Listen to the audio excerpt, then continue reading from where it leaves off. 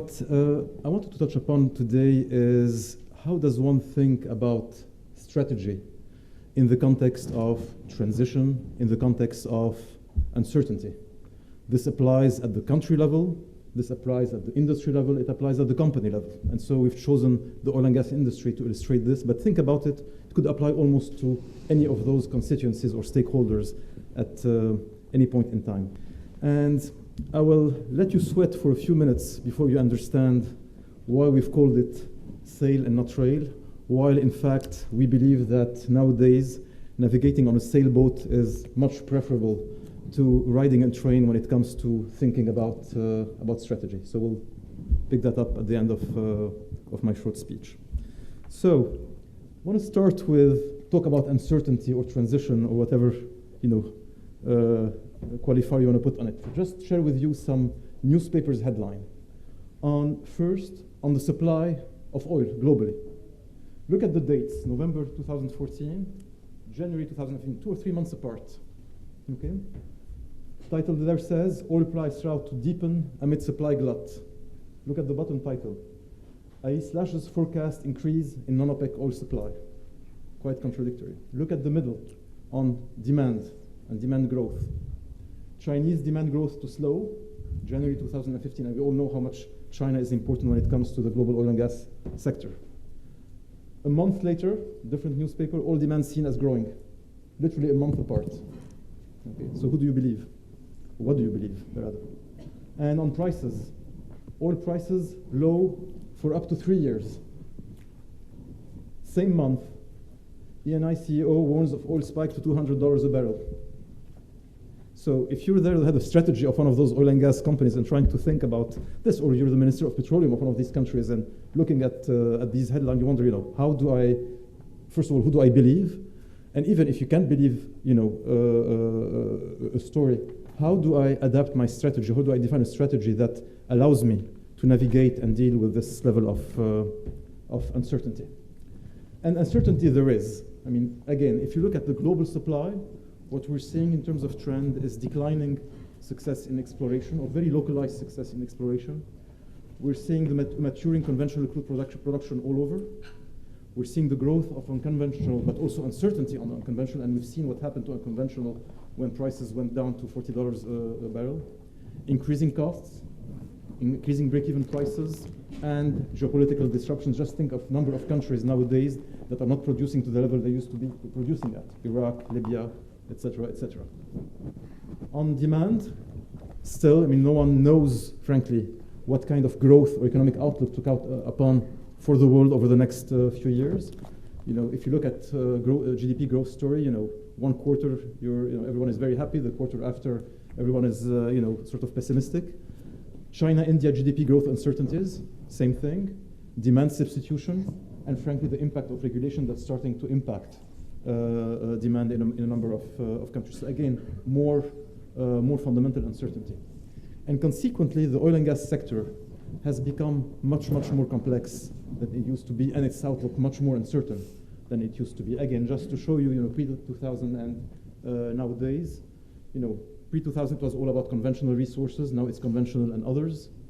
It used to be around onshore and shallow water exploration. Nowadays, it's onshore, shallow water, but also deep water in all sorts of geographies. Exploration development was the name of the game. Now it's more, how do you make more out of mature fields? How do you enhance oil recovery, make much more of your assets? Known operating environments. Now people are going to the Arctic, to deep sea, and so on. Established technologies. Technologies are changing dramatically. Costs are going down, for procuring certain kind of technologies. But the cost of operating the assets is also rising. Established industry players, the typical IOCs. Now you see a whole bunch of new players coming into play. We'll touch on this a bit later. Much more regulations, much more substitutions, and much more volatility of prices. So an economic, I would say, an environment for oil and gas that is much, much more complex and uncertain than it used to be. And again, just look at how prices have evolved, and particularly over the last couple of years, and you see a dramatic sudden drop in recent months. And then if you look forward and you look at the range of forecasts, again, who do you believe? What kind of forecast do you believe, given the wide range of of the forecasts that are out there. Now, what are some of the strategic challenges that these guys are facing? The first one is a growing diversity of operations. It's no longer about drilling, in known places and extracting maximum oil at the lowest possible price. What you're seeing is increasingly companies have to manage a diverse set of operations, from deep water frontier exploration to onshore, very mature fields and unconventionals. And this requires a wider variety of capabilities for companies to master. But no company, no matter how big, has the ability to possess and be best in class at all these capabilities. It's just not possible. And companies are having more and more to make explicit choices about which areas they operate, or frankly, which areas they will avoid no matter what. And this is where we believe thinking about aligning strategy with your own capabilities becomes very, very important. Now, when we talk about capabilities-driven strategy, which is, by the way, our doctrine, our strategic doctrine in terms of how to think about strategy, it consists of really three elements: a way to play, a portfolio and opportunity fit within your activities, and finally, a capabilities system, things that you are good at. Way to play means basically how are we going to create value from whatever assets we possess or we acquire. The portfolio is how do the assets to be targeted, growth, how does it relate to what we already have? And the third one, the capability system, is what do we need to do well and really outperform others to deliver on our value proposition. And winning companies are those that can clearly align their strategic direction on their unique set of capabilities, the ones that are really, really good at and can outperform their competition. Now, what does capabilities mean? I just want to make it a bit more concrete. When you talk about capabilities, what does it mean in the context of oil and gas? It can mean a whole, different things to different people. It could be around exploration. It could be around, I'm going to be the best at producing in the North Sea because I know that environment so well. Or I'm going to be the best at certain types of exploring certain types of basins. Or it could be, I'm going to be the best at exploring and producing oil in harsh environment, Arctic, for instance. Or it could be, I'm going to be able to combine different technologies and different operating practices to produce certain unconventionals, for instance, the whole US gas shale play. It could be around, I'm going to be the best at making money out of gas. I'm going to be the best at operating in very high-risk countries where established or big IOCs don't want to go. So capabilities mean different things to different people. By the sheer list of it, you can tell that no single company nowadays can be good or best in class at all of these. And here's an example of a coherent strategy that we see out there with a good way to play, consistent with a clear what, where, and how. And let me illustrate that with three examples. The first one on the left is a North American company which basically has made a decision. We will only go and produce oil in mature fields where we can extract more oil than anybody else from from fields going to maturity, where we have better capabilities at what is called EOR, enhanced oil recovery. This is a company that's focused on the US and on mainly on the GCC. And the way they do it is they go and talk to governments and so on, and basically they're good at reservoir engineering, they're good at mature fields operations, and at striking partnerships. And if you correlate them or compare them to some of their competitors who have in the same class or same scale, they far outperform their competition on a variety of indices. But basically, they are focused on producing in mature fields. This is what they do better than anyone else. The middle example is an independent North American company, not one of the biggest, an independent company. And what they do is they go after underexploited fields. The big companies have fields all over the world, and there are certain fields that are less important to them than others, and they tend not to pay attention to those fields. So what this company does, it goes to the IOCs or to governments and basically take over the fields or operations that are least important to those biggies. And this is where they focus and make money out of those. And so what they do basically is mergers and acquisition from trusted partners. They are known that you want to get rid of some field that you're not interested in. They are the first that an IOC or a government would go and talk to. And just to show you an example, they've taken over a field in the North Sea. This was the declining production when it was under the IOC management. They took over. Look at what happened to production after they've taken over. This is what they do. They take fields of lesser importance to the IOCs and basically go in and work them and sweat the assets as hard as that they can. And the third one is a company that really specializes in frontier exploration. So they would go to parts of Africa or Atlantic that frankly not many companies go to. So they're great at geology, geophysics, frontier operations, and this is what they do. They go to places where no one has gone before or no one would go instead of them. And so you see again how companies try to have a coherent set of strategy aligned with capabilities. Again, coherent strategy is shown by the portfolio of assets that you possess. And I just want to share with you an example and contrast two examples of a coherent portfolio and a somewhat less coherent portfolio. This is the life cycle of any production, going from frontier exploration, near field exploration, development, production, and then mature production. Company number one, as you can tell, is much less present or much less active on the left-hand side of the life cycle. So they don't go in early, they don't go do frontier exploration. They really come in at stages where the field is either in full blast operation or starting to mature. You can also tell from the countries where they are, they're quite focused. It's US and MENA. Okay? Contrast it with, and look, by the way, the size of the bubble is how much resources they are sitting in, how many barrels per oil of reserves they are sitting in. Look at this other company where, in fact, you've got operations all over the map, both geographically, but also on the life cycle. And the result is you haven't been able to develop big assets that, where you can take advantage of scales. Everything is subscale, very hard to manage, high costs at the end of the day. So this is, again, to contrast for you examples of a coherent portfolio, coherent strategy, and a somewhat less coherent one. The second strategic challenge in the industry nowadays is really to cope with all the uncertainty and volatility that I've talked about earlier. And so increasingly, when we talk to our clients, we tell them strategy isn't what it used to be. You have to think of it much more dynamically than before. What does that mean? It means that more and more one has to think about scenarios.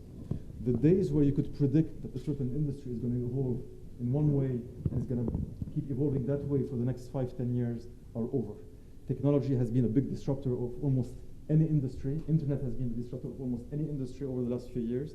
And again, that's just one driver of such, I would say, volatility. There are many others, but more and more so, one has to think in terms of scenarios and adapt accordingly. And so when it comes to oil and gas, if you look at the spectrum or certain dimensions of uncertainty and map out everything that could happen from one extreme to the other and define certain scenarios according to those dimensions, if you think about supply, you could, on one extreme it could be strongly growing, driven by global unconventional, and on the other side, highly constrained and growing reliance on OPEC. On demand, strong GDP growth, limited penetration of renewables, and exactly the opposite on the other end of the spectrum. Technology business as usual, or on the other extreme, yet another round of disruptive technologies. Capabilities, increasing constraints around skills and resources, which has been, by the way, bane of the industry for some years. Or on the other hand, ample availability of skills and resources. Traditional competition at current level, we know who the players are, or a whole bunch of new players coming in. And so you map out certain scenarios. What's very important is to define potential signposts that tell you, the likelihood of certain scenarios being realized. So if you're looking at supplies, you absolutely have to be looking at US production. You have to be looking at the reality of Arctic discoveries, for instance. You have to be looking at what's happening on Brazil pre-salt production as well. If you're looking at demand, obviously going to be watching out for China GDP, European recovery, or regulations on technology, hybrid, nuclear fusion, other signposts. Capabilities, very important to look at recruitment in universities when it comes to petroleum engineers and geologists and so on. And in terms of competition, M&A activity in the sector, new competition entering, and so on. So what you do is think about scenarios, define signposts for these, and then constantly be on the lookout as to what is happening, what is blinking, and what is the scenario that is most likely to materialize. And then what you do is observe, orient, decide, and then act upon. Observe, as I mentioned, you monitor the signposts, orient, you review that information, and map it against current scenario to understand what is going on really. Decide, you assess the significance of the signposts. Some are more important than others. Is that signaling a true shift in how the sector is evolving? And assess the applicability of the current scenario that you've decided to be your mainstream scenario, and finally adapt the strategy or activate some consistencies. And this is the final page. This is why we're saying more and more so, it is no longer about defining a strategy. I mean, when I started in consulting 30 years ago, you develop a strategy and then revisit it 5 years later or 10 years later. You had your 5-year cycle and did nothing in between. Now, I can almost tell you with certainty that a 5-year strategy is probably obsolete by year 1 or year 2. And so what we mean is, it used to be, again, you did your strategic decisions in a way, where do I lay the lines, the red lines? I know I'm going there, I have to go there, and let me lay the red lines. If the strategy was aligned with capabilities, then success came from basically operating efficiently and sweating the assets. And size and scale was the name of the game. Increasingly, strategic decisions are constant. You constantly have to adjust. How do I adjust to the wind, the water, and the competition? And success comes from thinking ahead, from being flexible and making a series of smart moves. Flexibility and nimbleness is much more an advantage now than size and scale. And now I hope you understand why we're advocating more and more, navigating the sailboat as opposed to just riding the train and going from A to B. Thank you.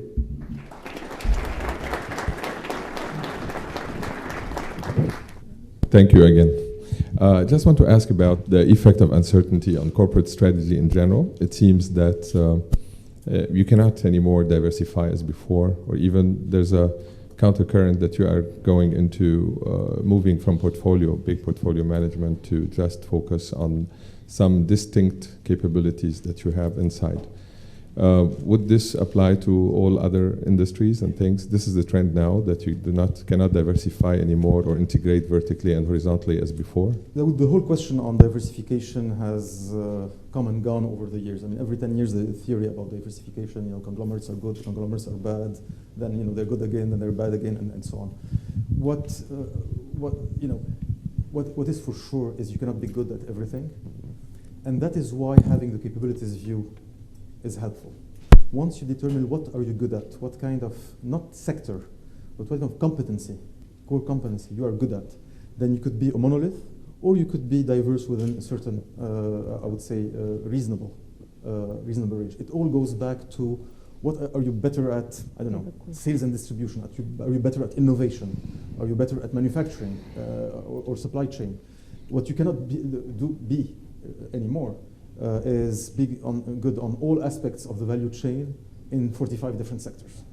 That's why we're advocating really thinking about it in terms of capabilities, and then you rationalize your portfolio around it. It doesn't mean you need to be absolutely a monolith and just be in one business. You could be diversified, but obviously within reason. A change of signposts and change of scenarios would necessitate a change of internal capabilities that you need to develop, or resources that you may allocate? No, it is mostly around resources, because you don't change capabilities every 6 months or every year. Okay, it's more around focusing investments, looking at costs, these kinds of things, as opposed to fundamental change. Capabilities are things that you build over the years, over decades. Okay.